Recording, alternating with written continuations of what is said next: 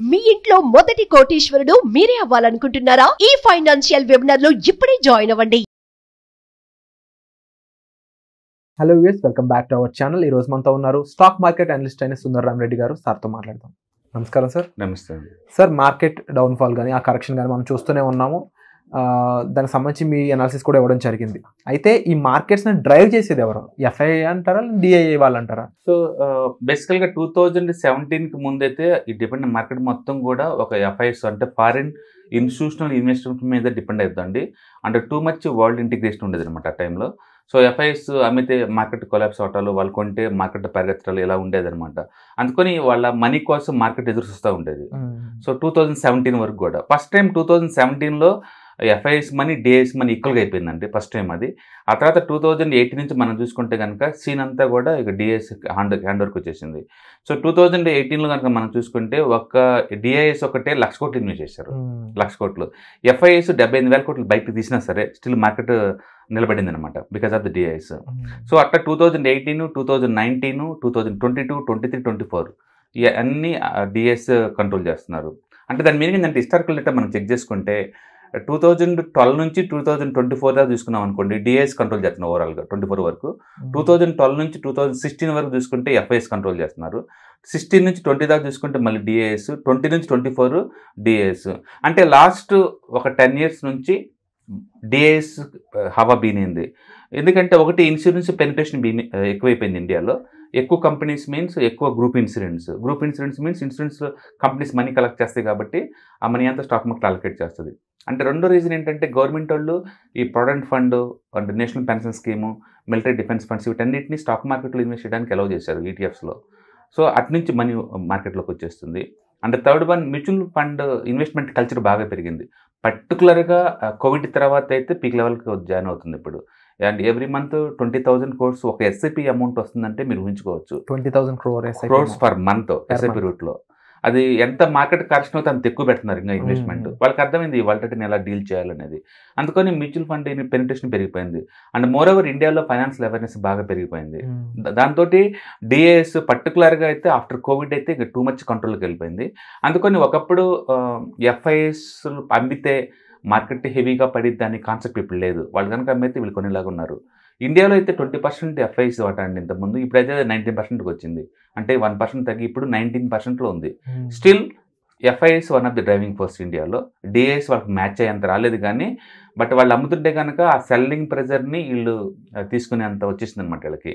ముందు రోజుల్లో ఈ పెనిట్రేషన్ ఎక్కువ అవుద్ది. ఫైనాన్షియల్ అవేర్నెస్ పెరుగుతుంది, ఈక్విటీ కల్చర్ పెరుగుతుంది, అండ్ ఇన్సూరెన్స్ పెనిట్రేషన్ పెరుగుతుంది, అండ్ ఎక్కువ జాబ్స్ క్రియేట్ అవుతున్నాయి కాబట్టి ఎక్కువ ప్రావిడెంట్ ఫండ్స్, ఎక్కువ మనీ అంత ఈటీఎఫ్స్కి వస్తూ ఉంటాయి కాబట్టి అన్ని రకాలుగా ఈక్విటీ మార్కెట్లో డిఐఎస్ హవా ముందు రోజుల్లో కొనసాగే ఛాన్స్ ఎక్కువ ఉందన్నమాట. బేసికల్గా డిఐఎస్ అందరూ ఇండియా సెంట్రిక్ వాళ్ళు కాబట్టి, ఇండియన్ ఎకానమీ అండ్ వాళ్ళ గ్రిప్ ఉంటుంది కాబట్టి వాళ్ళు ఇండియన్ సెంట్రిక్ చూసుకుంటారు. ఎఫ్ఐఎస్ లాగా ఒక దేశంలో బాగుంటే ఇంకో దేశంలోకి వెళ్ళాలి అలా చేయరు అనమాట. అందుకని న్యాచురల్గా డిఐఎస్ ఎంత స్ట్రాంగ్గా ఉంటే ఎకానమీ అంత స్ట్రాంగ్గా ఉంటుంది, సేఫ్టీ కూడా ఉంటుంది. అందుకని ఇది హెల్తీ కల్చర్, ఇది ఇలానే కంటిన్యూ అయ్యే ఛాన్స్ ఎక్కువ ఉంది. ఇలాంటి ట్రెండ్స్ వస్తున్నప్పుడు అంటే చాలా తక్కువ మందికి మాత్రం తెలుస్తుంది ఎలాంటి ట్రెండ్ ఒకటి వస్తుంది అని చెప్పేసి. బట్ ట్రెండ్ కంటిన్యూ అవుతున్న టైంలో ఒక నార్మల్ ఇన్వెస్టర్ అయినవచ్చు ఎలా బిహేవ్ చేయాలంటారు ఆ ఫైనాన్షియల్ రంగంలో? బేసికల్గా మీరు ట్రేడర్ అయితే ఏ రోజుకి ఆ రోజు ట్రాక్ చేస్తారండి. ఈరోజు ఎఫ్ఐఎస్ ఇన్వెస్ట్మెంట్ ఎంత, డిఐఎస్ ఇన్వెస్ట్మెంట్ ఎంత అనేది. పర్టికులర్గా ఎఫ్ఐఎస్ లాస్ట్ 4 years కంటిన్యూస్గా మనీ తెస్తూనే ఉన్నారు. పర్టికులర్గా ఈ ఇయర్లో ఇప్పటికి మే మంత్కి 1.2 lakh crore బయటకు తీశారు అమౌంట్ స్టాక్ మార్కెట్ నుంచి ఇన్వెస్ట్ చేయంగా. అంటే లాస్ట్ 4 years నుంచి వీళ్ళు మనీ బయటకు వెళ్తూ ఉంది. అదే మనని డిఐఎస్ఎల్ రిప్లేస్ చేస్తూ ఉన్నారు. ఓకే, ఇది ట్రేడింగ్ పాయింట్ ఆఫ్లో ట్రేడర్స్కి ఇంపార్టెంట్, ఎందుకంటే మార్కెట్ ఎలా షిఫ్ట్ అయ్యే ఛాన్స్ ఉంది మనకు అర్థం కావడం కోసం. బట్ ఇన్వెస్ట్మెంట్ పాయింట్ ఆఫ్లో end of the day FIs అయినా డిఐఎస్ అయినా లాంగ్ టర్మ్ యూస్ వాళ్ళు డెవలప్ చేసుకుంటారు తప్ప షార్ట్ టర్మ్ కాదు. అందుకని ఎకానమీ హెల్తీగా ఉందంటే బై డిఫాల్ట్ ఇవి అంత మనని అట్రాక్ట్ చేస్తూ ఉంటుంది. ఎకానమీ డల్గా ఉంటే అన్ని డల్ అయిపోతుంటాయి. అందుకని ఇన్స్టిట్యూషనల్ ఇన్వెస్ట్ చేస్తుంటే అది డిఐ కావచ్చు, ఎఫ్ఐఎస్ కావచ్చు, ఎవరైనా కావచ్చు, ఎక్కువ మనీ లోపలికి వస్తుంది అంటే ఎకానమీ హెల్తీగా ఉంది కాబట్టి లాంగ్ టర్మ్ ట్రెండ్స్ కంటిన్యూ అవుతాయి అని అర్థం అనమాట. సో అట్లా ఇన్వెస్టర్స్ ఏంటంటే ఈ పెద్ద ఇన్వెస్టర్స్ ఇన్వెస్ట్ చేస్తున్నారు లేదా అనేది దాన్ని ట్రాక్ చేయడం ద్వారా ఇండియన్ ఎకానమీ మీద వాళ్ళ ఒపీనియన్కి మనకు అర్థమవుతూ ఉంటుంది. ఇన్ని lakhs of crores అమౌంట్ బయటకు తీసినప్పుడు బేసిక్గా కంపెనీస్ పరిస్థితి ఎలా ఉంటుంది? మార్కెట్ ఫ్లక్చుయేషన్ చూస్తున్నాను, కరెక్షన్ అది కానీ మరి కొన్ని కంపెనీలు కోలుకోలేని సిచ్యువేషన్లోకి వెళ్ళే ఛాన్సెస్ ఏమైనా ఉంటాయి? బేసికల్గా ఒక సముద్రం డ్రై అవటం అంటే ఉండదండి. సముద్రం అంటే చాలా పెద్దది. అందులో ఒక లీటర్ ఒక ట్యాంకర్ బయటకు వచ్చినంత మాత్రం ఏం పోదు. అలాగే కంపెనీస్ కూడా అంతే. ఎంటైర్ ఇండియన్ మార్కెట్ సైజు రీసెంట్గా 5 ట్రిలియన్కి వచ్చిందండి. 5 ట్రిలియన్లో అంటే ఆల్మోస్ట్ 428 lakhs crore ఇప్పుడు లైవ్లో 428 lakhs crore ఉంది. ఆ మొత్తం సైజులో FIIs వాటా ఉంది జస్ట్ 50 లక్షల కోట్లు. అందుకని ఆ టోటల్ సైజుతో పోల్చుకుంటే 55 లక్షల కోట్లు పెద్ద అమౌంట్ ఏం కాదు. ఆ 55 కోట్లలో వాళ్ళు ఎవ్రీడే అమ్మేది 2,000 కోట్లు 3,000 కోట్లు. ఆ 2,000 కోట్లు చూడటానికి విడిగా పెద్ద నెంబర్ లా కనపడుతుంది కానీ టోటల్ వాళ్ళ సైజుతో పోల్చుకుంటే, వాళ్ళ ఇన్వెస్ట్మెంట్ సైజుతో పోల్చుకుంటే అది నథింగ్. టోటల్ మార్కెట్తో పోల్చుకుని అది నథింగ్. అందుకని ఇండియన్ మార్కెట్లో మెజారిటీ స్టాక్స్ ఎక్కువ అన్ని కంపెనీల్లో అంటే ప్రమోటర్ హోల్డింగ్ ఎక్కువ ఉంటుంది. ఆల్మోస్ట్ 50% దాకా యావరేజ్ మీద. అంటే TCS లాంటి కంపెనీస్లో టాటా సన్స్ వాళ్ళకి ఆల్మోస్ట్ 73% దాకా వాళ్ళదే ఉంది. అదే టైంలో ఇన్ఫోసిస్లో ప్రమోటర్ వాటా ఓన్లీ 13% ఉంటుంది. అట్లా కొన్ని కంపెనీస్ ఎక్కువ, కొన్ని కంపెనీస్ తక్కువ, మొత్తం యావరేజ్ చేస్తే ఇండియాలో ప్రమోటర్కి 50% దాకా ఉంటుంది. అంటే తర్వాత FIIస్కి వచ్చేట్లో ఒక 15% దాకా ఉంటుంది. DISకి వచ్చేట్లో ఒక 10% దాకా ఉంటాయి అనమాట. అట్లా ఎక్కువ స్టాక్స్ ప్రమోటర్ చేతుల్లో ఉంటాయి. అవి బయటికి రావు, ఎట్లా స్టేబుల్గా ఉంటాయి. అంటే FIIs అయినా DIS అయినా వెరీ లాంగ్ టర్మ్. వాళ్ళు ఏదైనా కౌంటర్లోకి ఎంటర్ అయ్యారంటే వాళ్ళు లాంగ్ టర్మ్ ప్లాన్ చేసుకుంటారు. అందుకని వాళ్ళు అమ్ముతున్నంత మాత్రమే సీరియస్గా పడితేనేం కాదు.